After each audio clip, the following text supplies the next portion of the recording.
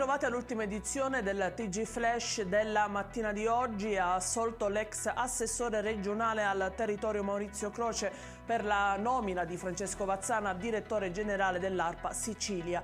A deciderlo i giudici d'appello della Corte dei Conti, presieduti da Giuseppa Maneggio. La Procura Contabile, alla luce della sentenza del Tribunale del Lavoro che aveva dichiarato illegittima la nomina, contestava all'ex assessore un danno erariale di 462.000 euro.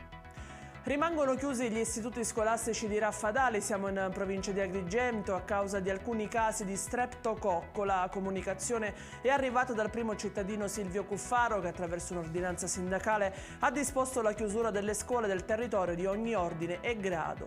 Il sindaco ha ricostruito la vicenda spiegando che i primi casi si sono manifestati dopo una gita a Palermo.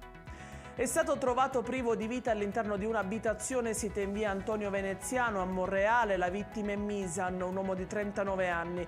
Le cause della morte non sono ancora chiare, ma sembrerebbe che l'uomo sia stato stroncato da un infarto fulminante. Il 39enne era di origini indiane ed era conosciuto in paese perché vendeva merce nelle vicinanze di via Torres, dove si trova il parcheggio comunale. È morto Giuseppe Armato Barone, uomo di 82 anni a Partanna, mentre era alla guida di un trattore che si è ribaltato e lo ha schiacciato. L'uomo ha dedicato tutta la vita all'agricoltura e ultimamente era impegnato nella coltivazione di un terreno situato in contrada Cassaro.